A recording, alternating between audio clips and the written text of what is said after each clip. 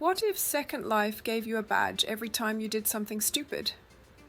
Because let's face it, if deleting your skybox or house by accident isn't an achievement, I don't know what is.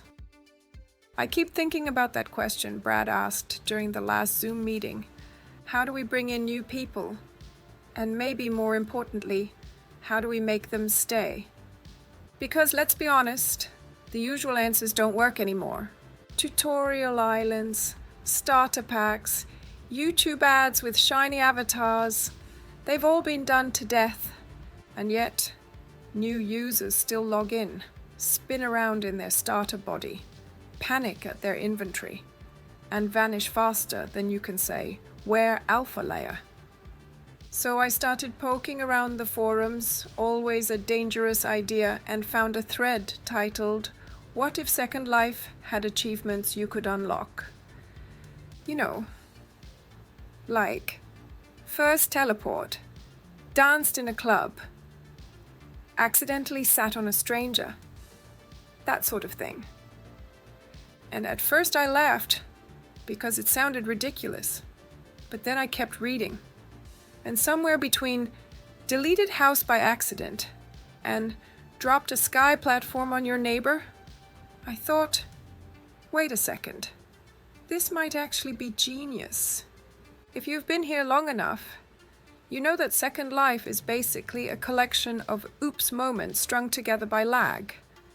You haven't really lived in Second Life until you've rezzed your couch upside down, turned your entire house into plywood, or teleported naked into a wedding. Congratulations! Achievement unlocked. What struck me about that thread wasn't just how funny it was, it's that everyone had the same experiences. From 2004 residents to 2025 newbies, we've all fallen through floors, crashed at sim crossings, and spent 10 minutes wondering why our hair is attached to our pelvis. There's something weirdly comforting about that shared misery.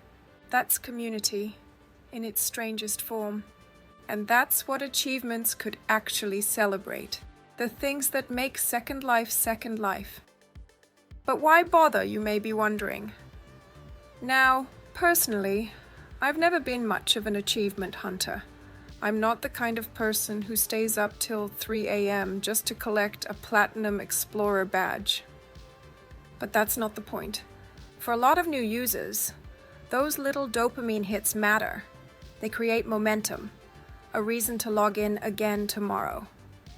Because right now, the only reward you get for surviving your first week is existential confusion and a messy inventory folder called Objects 2. Imagine if instead your profile showed little badges like First Outfit Changed, Made a Friend, Visited 10 unique regions. Nothing major.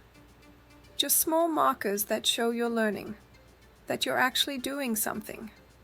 Achievements are a language of progress, and progress keeps people around. The funny thing is, we already have the bones of this system. If you've used the mobile viewer, you may have seen the Streaks and Achievements page.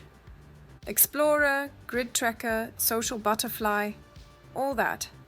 It tracks how many regions you've visited, how far you've walked, how many chats you've had. And it's kind of cute, but it's locked inside an app nobody wants to use. I mean, if I wanted to walk 10 kilometers, I'd go outside and annoy a real seagull. There's potential here, but right now it feels like gamifying boredom instead of curiosity. What if those achievements lived inside your main profile? Right there on your feed, next to your pics, your photos, your groups, a personal highlight reel of everything you've done across the grid, not just stats but stories. Survived a region restart. Met someone who actually replied in London City.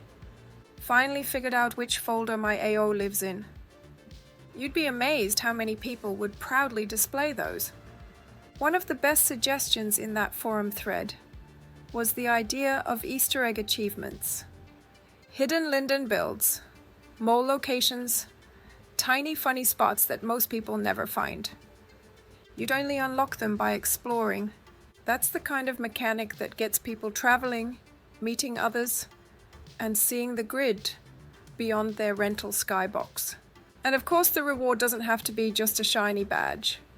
Give people something fun like a quirky prop, an accessory, maybe a tiny amount of lindens when you reach milestones. $10 linden for your first 10 achievements isn't much, but it feels like a pat on the back. Better than forcing people to log into the mobile app for loyalty pennies that couldn't buy a potato chip at a gacha. Now there's a balance here. If achievements turn into grind, add 50 friends, or upload 100 textures, you'll just end up with spam and burnout. We don't need a leaderboard. Second Life isn't a competition. It's chaos disguised as creativity. Achievements should reflect that. They should make you laugh, or nod in recognition, or remember the time you spent half a day shopping while still wearing a demo without realizing it. That's an achievement. Why it could actually help retention. Second Life doesn't really have a sense of progression. Once you've customized your avatar and found a place to hang out, it's entirely up to you to invent meaning. And while that freedom is what makes Second Life brilliant, it's also what makes it overwhelming for new users. Achievements could bridge that gap. A gentle guide that rewards curiosity rather than control. Go somewhere new, try something silly, meet someone unexpected, and suddenly you've got a reason to keep exploring. Even better, achievements could tell your story. Imagine seeing someone's profile and noticing they've built their first home, or hosted a party. That's a conversation starter. It's social proof that's actually social. Personally, I don't need achievements to enjoy Second Life. I log in because it's my creative space, because I love the chaos, the community, the random weirdness. But not everyone starts there. If a few digital badges can help someone feel like they're making progress, learning the ropes, and belonging to something bigger, then why not?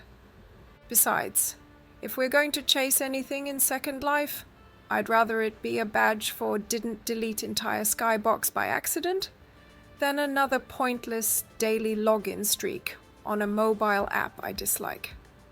But now I'm curious, what's your biggest Second Life achievement? The thing that deserves its own badge. Did you survive a shopping event without crashing? Finally fix your AO after 5 years? Build a home that stayed rezzed for more than a month? Mine would probably be keeping my recent folders sorted, which basically means unpacking as I buy, and if you know me, you know that's a miracle worthy of its own linden statue. So maybe the question isn't would achievements work? It's what would they celebrate? Because the real achievement is surviving Second Life long enough to have a story worth telling.